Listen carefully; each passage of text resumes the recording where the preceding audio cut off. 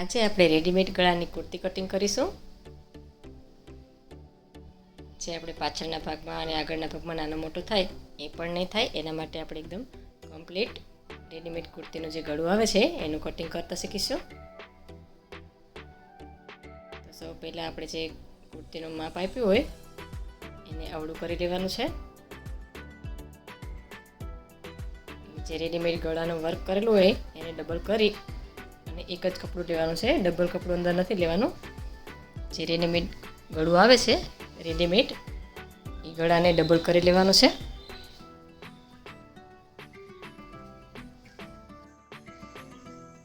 બરાબર બે સાઈડ સરખો જ વર્ક આવે એવી રીતે ડબલ કરી લેવાનું છે.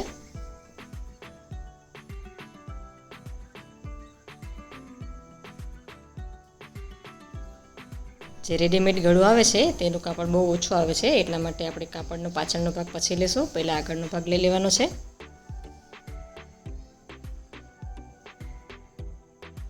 હવે આપણે ડબલ કરી લેવાનું છે. જે આપણે માપનું આપ્યું છે એ કાપડને ડબલ કરી લેવાનું છે.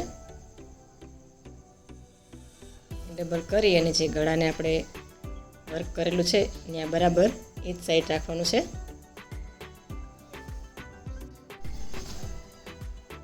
બધા જ પોઈન્ટ બે સરખા સામે સામે રાખી અને વ્યવસ્થિત પહેલાં ઉપર કપડાને રાખી દેવાનું છે.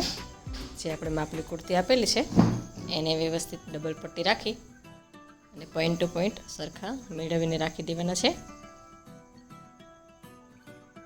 ઉપરથી શોલ્ડર પણ એકદમ સરસ ફિટિંગમાં વચ્ચોવચ રાખી દેવાના છે. એક સાઈડ ગળું ન આવે ખેંચાઈને એ ધ્યાન રાખવાનું છે.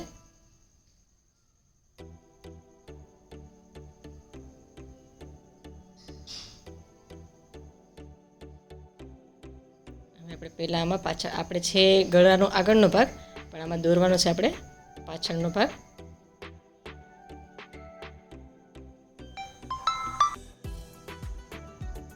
શોલ્ડર એક સાઈડ ન ખસી જાય એ ધ્યાન રાખવાનું અને બરાબર વચ્ચે રાખી અને પહેલાં પાછળનું ગળાનું માપ લઈ લેવાનું છે અને એને દોરી લેવાનું છે.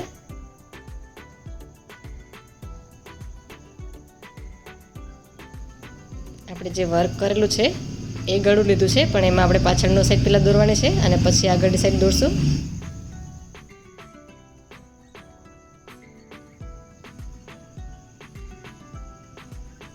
હવે આર્મહોલનો એક પોઈન્ટ કરી દેવાનો છે શોલ્ડરથી નીચેની સાઈડમાં. જ્યાં આર્મહોલની સિલાઈ આવે ત્યાં તમે જોઈ શકો છો આવી રીતે દોરી લેવાનું છે. સિલાઈનું એક્સ્ટ્રા કટિંગ માટે આપણે કાઢી લેવાનું છે. આર્મહોલની જે સિલાઈ આવે છે એના ઉપરથી આપણે એક પોઈન્ટ કરી દઈશું અને એનાથી પ્લેટનું લઈ લઈશું અને જે આપણે વચ્ચેનો ભાગ છે ત્યાંથી બે ભાગ જોઈન્ટ કરી અને ખેંચી લેવાના છે. ત્યાં પણ આપણે એક પોઈન્ટ કરી દઈશું.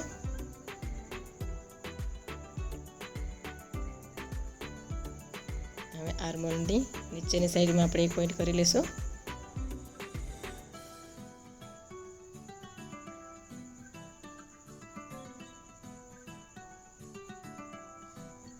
લંબાઈનો પોઈન્ટ કરી અને લંબાઈ દોરી લેશું નીચેથી.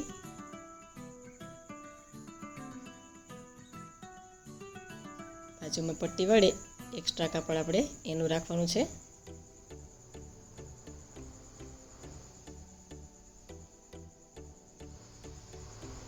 હવે કટિંગ કરી લઈશું.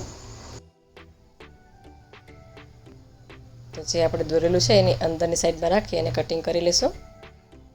અત્યારે આપણે આગળનો જે વર્કવાળો ગળાનો ભાગ છે એ રાખેલો છે પણ આપણે કટિંગ પાછળનું કરવાનું છે. જે પાછળનો ભાગ આવે એનું પહેલાં કટિંગ કરી લેવાનું છે.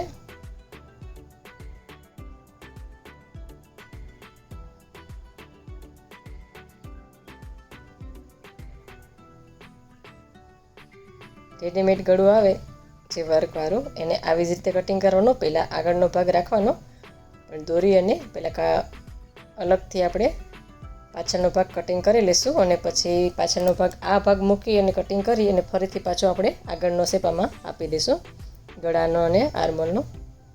હવે જે બીજું કપડું વધેલું છે એને ડબલ કરી અને જે પહેલાં આપણે કટિંગ કરેલું છે એના ઉપર રાખી દઈશું.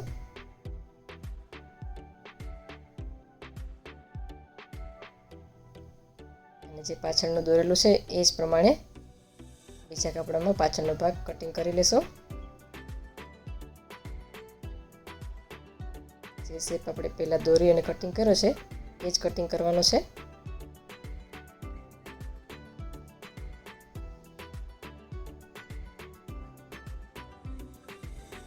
આવી રીતે જે વચ્ચે જ વર્ક કરેલું હોય છે એ કપડામાં કપડું બહુ ઓછું હોય છે, તો એમાં આપણે બીજા જોઈન્ટ લગાવવા પડતા હોય છે.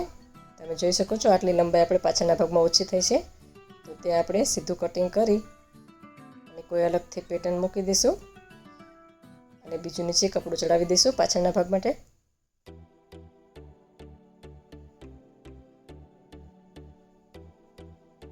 હવે સાઈડમાંથી જે લાંબી પટ્ટી વધી હોય એને કટિંગ કરી અને પાછળના ભાગમાં આવી રીતે ચડાવી દેવાની છે, એટલે પાછળની લંબાઈ પણ વધી જશે.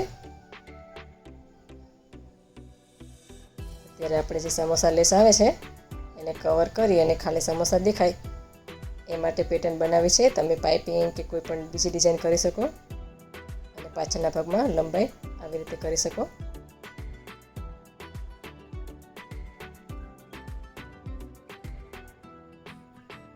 આવી રીતે આપણે આગળ પાછળનો બે ભાગ કરી લેવાનો છે.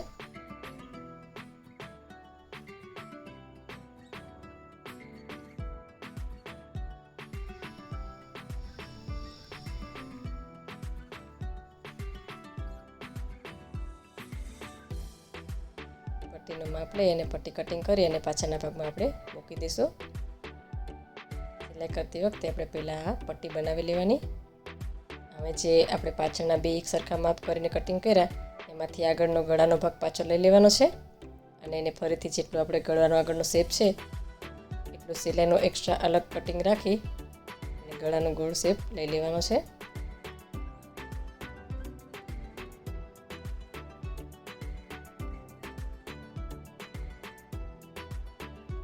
અને આગળના ભાગમાં 1/2 ઇંચ આર્મહોલનો ભાગ ઉતારી લેવાનો છે. બરાબર વચ્ચેના ભાગમાંથી 1/2 ઇંચ જેટલું આપણે આર્મહોલનો ભાગ અંદરથી કટિંગ કરી લઈશું. શોલ્ડર અને પ્લેટમાં નથી લેવાનું, વચ્ચેના ભાગથી લેવાનું છે. તો તૈયાર થઈ ગયા છે બે ભાગ. હવે આપણે સ્લીવનું કટિંગ કરીશું. એના માટે મેં ડબલ કપડું રાખેલું છે, એના ઉપર સ્લીવ આપણે રાખી દેવાની છે. સ્લીવમાં પણ આપણે કાપડ ઓછું છે એટલા માટે એમાં પણ પેટર્ન મૂકી અને કપડાને જોઈન્ટ કરી દઈશું. અલગથી એક્સ્ટ્રા કાપડ લઈ અને ડિઝાઇન બનાવી દઈશું. પોઈન્ટ ટુ પોઈન્ટ મેળવી અને સ્લીવ જે કટિંગમાંથી સિલાઈ કરેલી હોય એ સિલાઈથી આપણે સિલાઈ એક્સ્ટ્રા 1/2 ઇંચ જેટલું કાઢી અને દોરી લેવાની છે.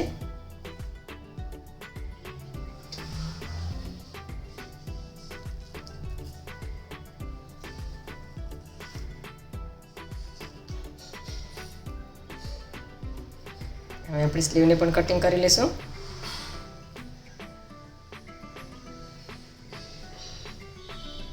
અત્યારે આપણે સાદી અને સિમ્પલ રીતથી કુર્તી મૂકી અને કટિંગ કરતા શીખ્યા છીએ.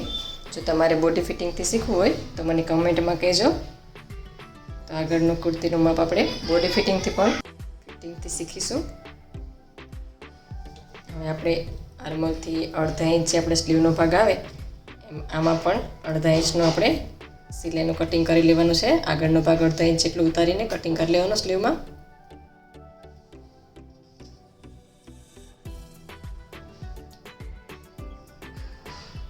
આમાં પણ આવી રીતે સમોસા લેસ મૂકી અને આપણે એની લંબાઈ વધારે કરી લઈશું સ્લીવની.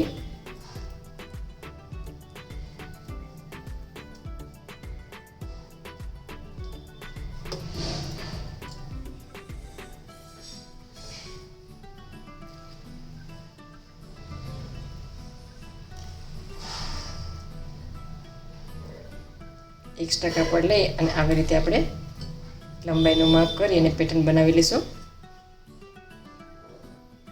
લંબાઈ પણ વધી જશે અને પેટર્ન પણ બની જશે.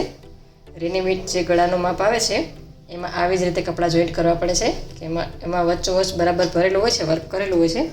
એટલા માટે આપણે એને કપડાં અલગથી જોઈન્ટ કરી અને લંબાઈ વધારવી પડે છે.